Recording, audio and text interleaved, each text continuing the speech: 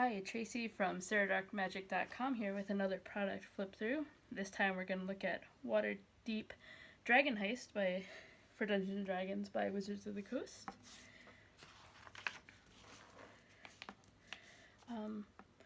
One thing folks probably know about the Forgotten Realms is that there is a fair amount of coinage that has been detailed in the past, for sure. And going over the table of contents real quick, there's an introduction. Chapters are chapters 1 through 9, which are A Friend in Need, Troll Skull Alley, Fireball, Dragon Season, Spring Madness, Hell of a Summer, Maestros Fall, Winter Wizardry, and Volo's Waterdeep Enchiridion? Sorry, I don't know how to pronounce that one. There's magic items, monsters and NPCs, and some handouts. One thing I have noticed folks talking about online is that there is a pronunciation guide. And then there's an introduction, the story overview, what's going on, how to run the adventure. Beautiful artwork already here. Evocative of the setting. How to do character creation, guild membership's pretty big. Again, Waterdeep is a city, so it makes sense that there's going to be a lot more social aspects to this. And I think, as we'll see later, I did a quick look at some of the artwork, and it definitely shows in right here. You can see right away. This is the Yawning Portal, which is the inn, and you can see there's a variety of humanoids, and particularly most of them look very human to me, skin tones and stuff like that, which you expect in a city like Waterdeep.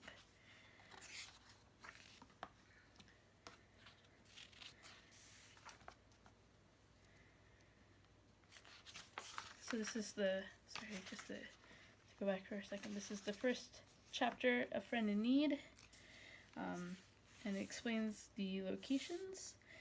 And here we go. I think this is the first map that we get. And my understanding is most, if not all, of these maps, and you can tell by this here, are drawn by Dyson Logos. And he is known for this particular style of hatchwork. And this is quite... I love this part of it.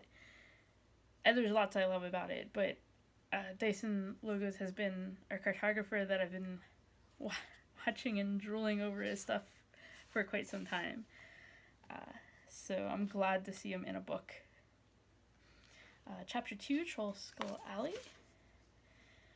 And again, and one of the things, I don't know if this was his decision or something that they decided to do in post-production. While some of Dyson's work typically will show the squares, not all of his work does. So that's why I'm kind of interested. So like here you can see he does the squares, but he doesn't just do straight lines. He does like these dashed lines, slight little changes to them, so it's not all uniform. And here's a bunch of missions, and you can see here that they provide different missions for different party levels, as well as factions, which again, particularly because it's a city adventure, those will likely become even more important. I haven't read all of the text, I've just been doing a slight flip through of it and the few things I gathered online. Aspect of tavern keeping expenses. And then chapter 3, Fireball. So these are events that are happening to the world, is my understanding. And obviously, without reading much more about this, and I know there have been a lot of explosion type things, it still kind of reminds me of World War I, setting off the powder keg.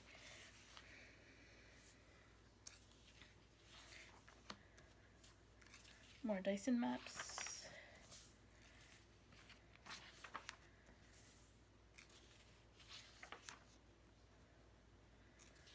Then chapter 4, Dragon Season.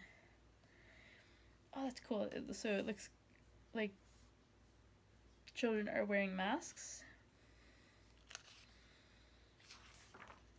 And then, and this is one thing I had heard about, is that the encounters happen differently depending on, in this case here, it lays them out according to seasons. And my understanding is this, some folks feel like this makes replayability much higher, which is kind of cool to me. And is definitely something I like.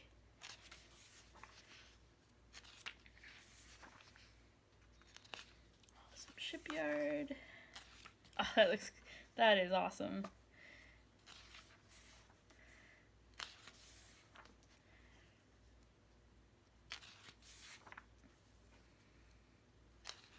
And definitely a bunch of the art I feel is very evocative for what's going on and helps you feel like you're part of the world, which is a great reason, like a great purpose for artwork in these books.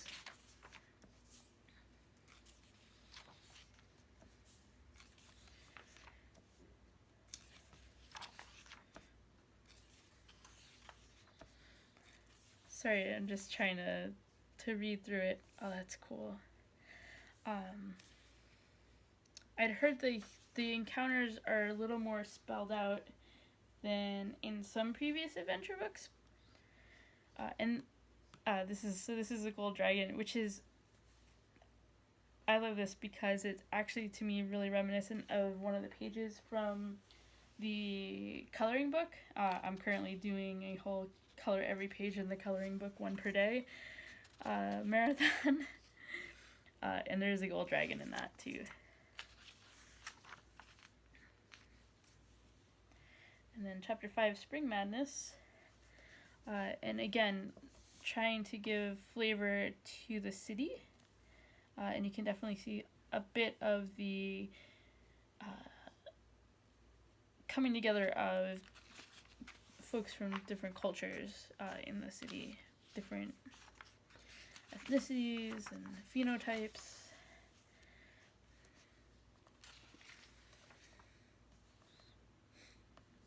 Oh, that's cool. I wonder.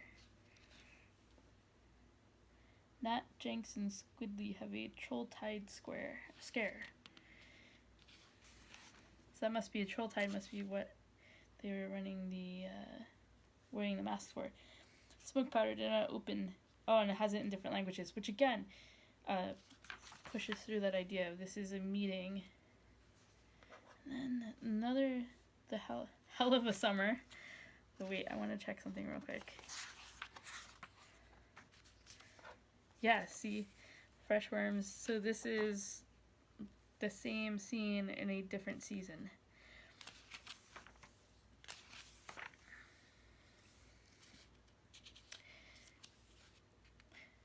And this is pretty cool to me, because you see some of these rooms definitely smaller. And I know some of older D&D definitely had smaller rooms because the 5-foot square wasn't quite as important as it is now, but I've always tried to figure out how you're supposed to do houses in D&D with these 5-foot squares, because sometimes, to have a decent sized room to move around in would require way too big of a house for most folks. Oh, I love this one.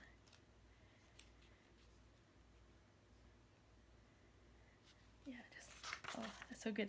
Sorry. And then here we are, Maestros Fall, which again is the same streets. So now we know that fall time looks like there's potentially a fair bit more rain and mist going on. Oh, and Jar Axle. More boats. This looks like a ton of fun. Yeah.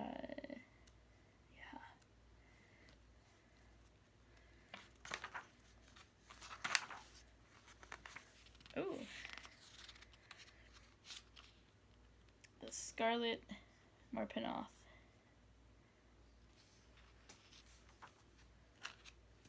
Submarine, and then, oh, that's cool. in winter wizardry. Our final season in this, for this little scene from Waterdeep. Tower.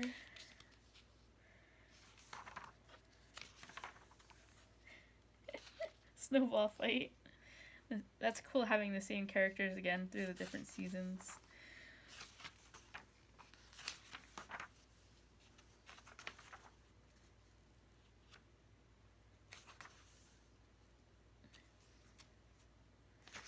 And this looks like a kind of a book within a book. Waterdeep's Visitor's Guide to the City of Splendors by Volothamp Gadarm. So this is called the Sea Maidens Fair Parade, which I think draws a lot from Carnival.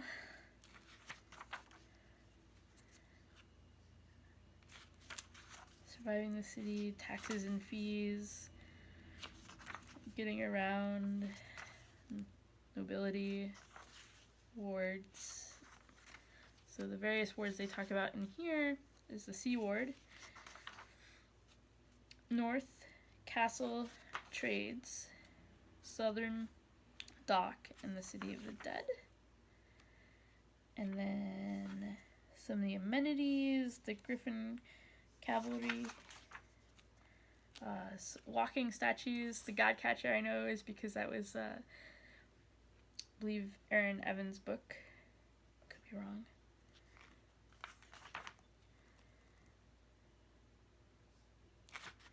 Some holidays, city celebrations. Oh, look at this.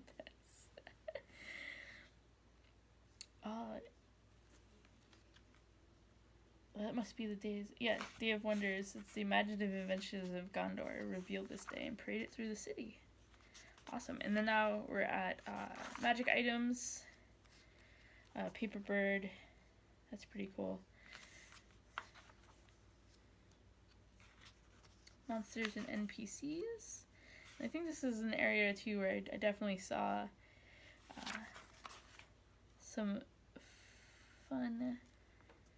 The Black Viper was a notorious burglar, pickpocket, mugger, and assassin who died a century ago.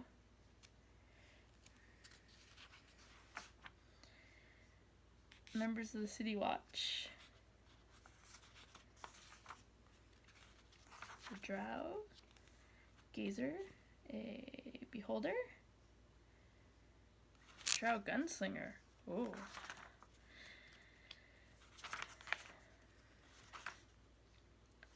Jarl Axel.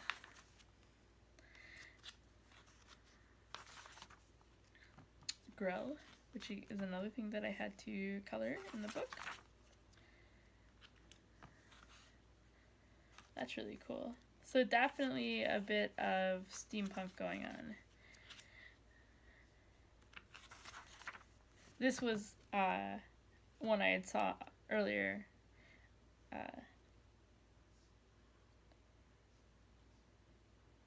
Vara Safar. I wonder if her name is the beginning. A capable wizard in her mid-30s, but still the youngest person to ever hold the position of Blackstaff. So that's pretty awesome. And then the walking statues part. And this is wonderful. This picture, two kids looking out. I think it's kids. And then some of the friendly faces. So this is a great handout to say like, hey, here are some folks you might want to talk to. The legal code. I've heard some folks bring up that this could be pretty important in terms of you can't just be murder hobos in town. And then the key to the yawning portal, which is all the characters in that illustration I showed near the beginning of the book. And then finally there's a map. My understanding of this map is two-sided. One has all of the keys and stuff that the DM would use, and the other one without it for the players to use. And that's the end of the Waterdeep book. It's an adventure for characters levels 1 through 5. So yeah, thanks. Let me know what you think.